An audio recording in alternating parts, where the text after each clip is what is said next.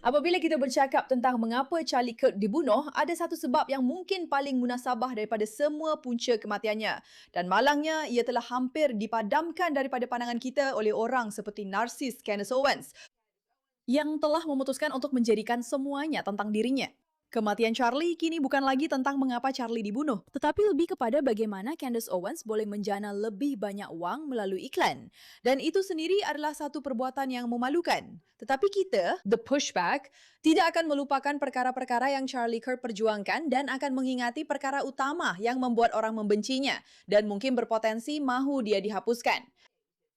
Dan kita akan mulakan dengan video ini kerana saya rasa video ini paling tepat menggambarkannya. Awak seorang Kristian dan saya rasa kebimbangan saya adalah seperti Islamofobia. Adakah awak Muslim? Ya, saya Muslim. Apakah model terbaik untuk sebuah negara Muslim pada pandangan anda? Saya rasa seperti... Adakah anda suka kerana tidak perlu menutup diri anda di tempat awam? Ya, saya rasa begitu. Jadi maksudnya, anda tidak begitu suka Islam, sebab kebanyakan negara Islam mewajibkan anda memakai pakaian penuh di tempat awam. Itu tidak adil untuk dikatakan begitu. Anda memang tidak boleh berpakaian seperti ini di jalanan Riyadh sebagai seorang wanita. Ini terlalu provokatif, terlalu banyak menampakkan kulit. Anda, sebagai seorang wanita, Anda tidak mempunyai kebebasan bersuara. Anda tidak boleh bertanding untuk jawatan awam. Anda tidak boleh memiliki harta. Islam bertentangan dengan nilai-nilai Barat. Ia tidak serasi dengan nilai-nilai Barat. Dan kami di Barat sebenarnya berpendapat, Anda sepatutnya mempunyai hak yang Anda miliki sekarang untuk bersuara dan untuk dapat menunjukkan. Anda tahu, kulit yang Anda tunjukkan di sini dan Anda tahu dapat menjalani kehidupan yang bahagia. Anda seorang Kristian.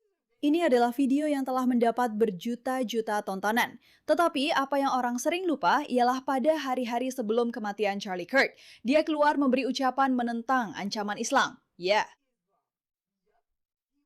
Dia bercakap tentang betapa tidak serasinya ia dengan Barat, betapa ia tidak serasi dengan Barat. Dan itu adalah salah satu mesej utama yang dia tekankan sebelum dia dibunuh.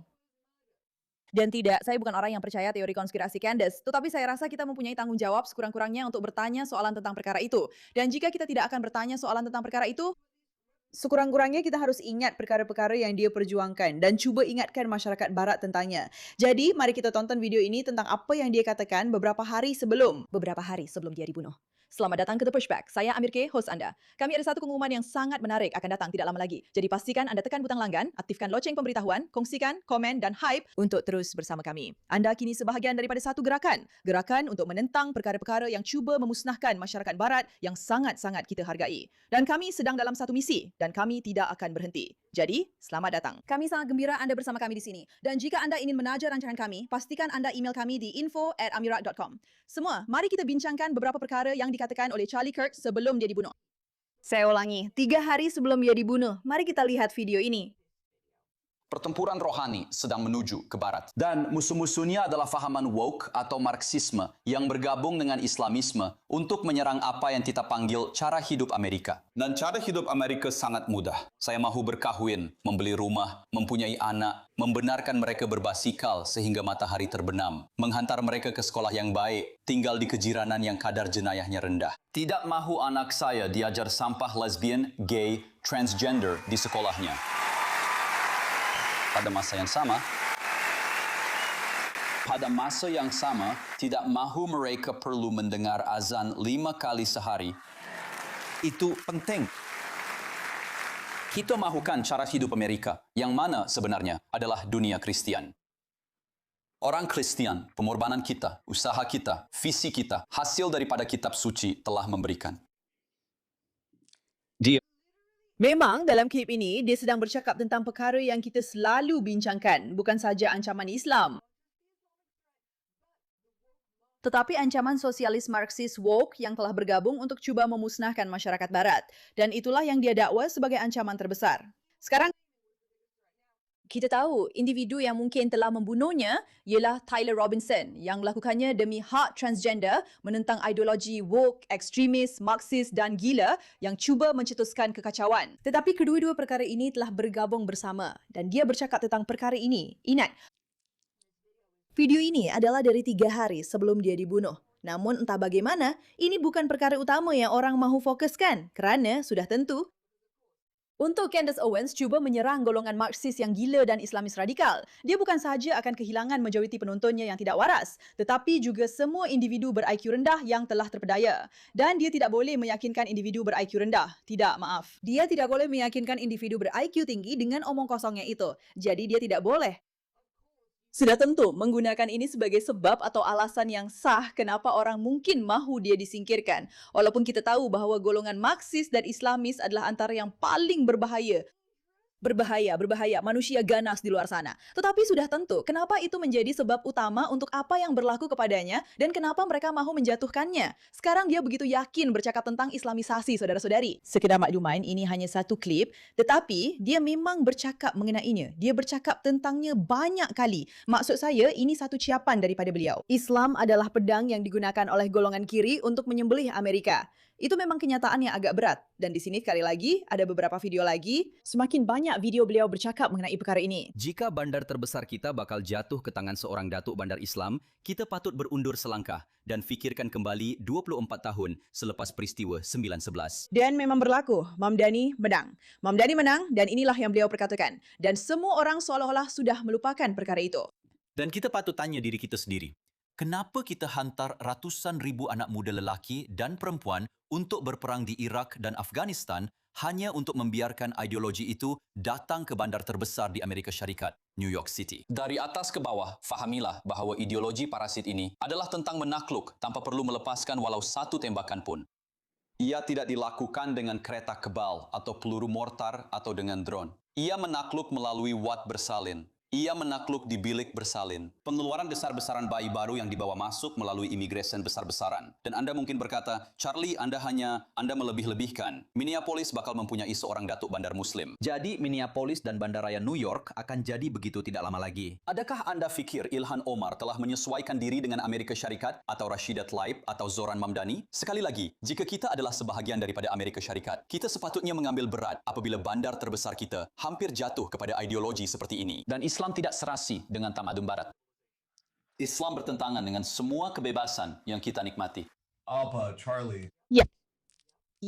Dan sudah tentu kami ada semakan fakta di sini. Kirk kata di sini bahawa rancangan Muslim adalah untuk datang ke Amerika melalui penghijrahan besar-besaran dan kemudian mempunyai ramai anak melebihi kita, bertanding jawatan politik, kemudian memegang jawatan politik dan seterusnya mengubah undang-undang kita kepada undang-undang syariah. Dan itulah yang mereka sedang lakukan. Kita sedang melihatnya. Jadi salah satu soalan yang mungkin anda ada ialah, sejauh mana teruknya masalah ini? Berapa ramai kelahiran yang berlaku dalam keluarga kulit putih berbanding keluarga Muslim? Jadi mari kita bandingkan kelahiran orang kulit putih di Amerika berbanding kelahiran Muslim di seluruh dunia. Kerana Muslim di seluruh dunia, mereka berhijrah secara besar-besaran ke Amerika. Jadi mari kita lihat di sini. Sebenarnya sangat-sangat menakutkan. Di Amerika Syarikat, kelahiran orang kulit putih setiap tahun ada kira-kira 8 juta. Sekarang lihat pula kelahiran Muslim di seluruh dunia, 18 juta. Jadi 1.78 juta pada tahun 2024 berbanding 3 juta setiap tahun. Saya rasa kita boleh katakan bahawa Charlie tidak silap. Dan apa yang dia cuba sampaikan kepada kita sebenarnya mungkin betul. Sekarang, dia bukan hanya bercakap tentang Amerika. Dia bercakap tentang negara-negara di seluruh dunia. Seperti apa yang kita lihat di Eropah. Saya harap kamu semua dapat semangat kamu kembali. Ini dahulunya sebuah negara yang hebat. Saya mahu melihat negara ini hebat semula. Kamu semua hanyalah bayang-bayang diri kamu yang dulu. Kamu semua, kamu boleh ketawa dan mengejek sesuka hati. Tetapi negara yang membelah atom, mencipta enjin uap, menghapuskan perhambaan, dan membawa common law ke seluruh dunia, boleh melakukan jauh lebih baik daripada ini. Dan kamu, kewujudan kamu membawa kepada kewujudan kami. Dan untuk apa saja yang saya boleh lakukan, saya berharap negara ini menemui seorang pemimpin atau sekumpulan pemimpin. Saya bukan di sini untuk memberi nasihat politik kepada kamu. Saya benci apabila orang asing melakukan itu kepada rakyat Amerika. Kamu semua boleh buat apa sahaja yang kamu mahu. Tetapi saya memang ada satu harapan bahawa dunia terasa seperti ia kekurangan sesuatu. Ia terasa seperti kekurangan sesuatu apabila Great Britain atau England atau apa sahaja istilah yang betul secara politik yang saya perlu sebut. Kerana saya rasa England, saya tak boleh kibarkan bendera England sekarang. Entah karut apa itu. Tapi berbanggalah dengan warisan Anda. Anda telah banyak berjasa kepada dunia. Jangan asik meminta maaf. Dapatkan semula tenaga Anda, semangat Anda. Dapatkan semula apa yang menjadikan England dan Great Britain tempat yang begitu hebat. Saya harap Anda dapat semula semua itu. Dan saya harap Anda menolak pengakhiran multikulturalisme dan kembali kepada kebenaran asas bahawa Britain yang kuat bermakna dunia yang kuat dan oleh itu Barat yang kuat. Dan kita boleh mempertahankan apa yang baik, benar dan indah. Maksud saya, sudah tentu, golongan Islamis membenci perkara ini kerana mereka tidak suka orang yang begitu yakin dan selesa mempertahankan nilai-nilai mereka serta tahu apa yang mereka perjuangkan. Dan Britain yang kuat sudah tentu adalah Britain Kristian dan itu bertentangan dengan kepercayaan golongan Islamis tentang apa yang sedang berlaku. Maksud saya, ia benar-benar menakjubkan bagi saya. Ini adalah satu temu bual, okey? Sekali lagi, dari beberapa bulan sebelum beliau dibunuh. Tonton yang ini. Soalannya ialah, adakah Islam secara makro serasi dengan nilai-nilai Barat? Makro. Sudah tentu tidak. Ada 3 sebab utama mengapa. Islam tidak mempercayai kebebasan bersuara. Islam tidak mempercayai kebebasan beragama. Dan Islam tidak mempercayai pemisahan antara masjid dan negara. 3 perkara ini bertentangan dengan Barat. Di negara majoriti Muslim, di kebanyakan negara majoriti Muslim, Anda tidak boleh mengkritik Nabi Muhammad. Di kebanyakan negara majoriti Muslim, Anda tidak mempunyai perlindungan kebebasan beragama yang kukuh seperti di Barat. Dan akhirnya, manakala kita di Barat sangat berhati-hati untuk cuba mencampurkan agama dan negara, mereka diperintahkan untuk benar-benar masuk ke dalam institusi negara dan cuba mengubah negara supaya menjadi lebih Islamik berdasarkan rukun-rukun utama Islam. Dan perkara terakhir yang ingin saya katakan ialah, saya tidak nampak satupun negara Barat yang telah menjadi lebih Islamik dan menjadi tempat yang lebih baik untuk didiami, yang lebih bahagia atau lebih bebas. Mengikut ukuran apa? Hanya kebahagiaan, kualiti hidup? Segala-galanya, dari kualiti hidup, dari perpaduan budaya, dari sama ada orang mahu tinggal di sana atau tidak. Maksud saya, sebelum kadar kesuburan penduduk tempatan. Sekali lagi, orang yang menonton ini akan berkata, adakah kritikan Anda terhadap agama itu sendiri atau bukan terhadap orang Islam? Tapi Anda tak perlu meniru. British yang lahir di sini. Perlu sebab Anda orang British dan sebagainya. Sesuatu budaya akan lenyap apabila Anda tidak mempunyai bahasa yang sama. Apabila Anda tidak mempunyai, apabila Anda tidak boleh bercakap dengan jiran Anda. Saya tidak menafikan bahawa ada individu Muslim yang baik. Persoalan yang perlu kita fikirkan di Barat ialah, adakah ajaran Muhammadisme sesuai dengan ajaran Blackstone? Adakah ia selari dengan legasi Wilberforce dan semua pemikir hebat yang telah lahir dari negara ini? Dan saya akan katakan, tidak. Ada sebab mengapa apabila Anda pergi ke negara-negara Islam ini, Anda tidak akan melihat perlindungan hak yang sama, bahwa Anda tidak mempercayai kesamarataan manusia sejagat, bahwa Anda tidak mempercayai perkara yang sama seperti yang kami percayai di Barat. Dan saya rasa adalah tindakan membunuh diri untuk membawa masuk berjuta-juta daripada mereka. Ya, John, saya cuma ada pandangan yang berbeza tentang itu. Pada kebanyakan masa, bagi saya, ia sebenarnya bukan pun bersifat berbilang budaya. Kerana ada satu contoh, iaitu di sebuah sekolah beberapa bulan lalu. Itulah dia. Okey, kita boleh bincang kali ini dengan lebih mendalam. Dia bercakap secara terbuka tentang perkara ini, berkongsi pendapatnya, mengingatkan orang ramai bahawa mereka perlu berdiri teguh dan melindungi perkara yang mereka pertahankan. Tetapi juga mampu mengenal pasti apa yang datang sebagai ancaman. Dan sudah tentu, ada individu yang baik hati. Tiada siapa yang menafikan itu. Tiada siapa yang fikir begitu. Tetapi jika anda lihat pada ideologi-ideologi itu, ia tidak berkesan. Dan itu adalah bahaya kepada masyarakat. Dan saya tertanya-tanya kepada diri sendiri, siapakah pihak berkuasa yang membuat keputusan itu? Ini tidak sepatutnya diketengahkan sebagai salah satu punca dan sebab mengapa Charlie Kirk benar-benar dibunuh di hadapan jutaan orang untuk seluruh dunia melihatnya. Kenapa ini bukan fokus utama? Saya tertanya-tanya, mungkin inilah yang sebenarnya mereka takutkan. Terima kasih atas perhatian anda terhadap perkara ini.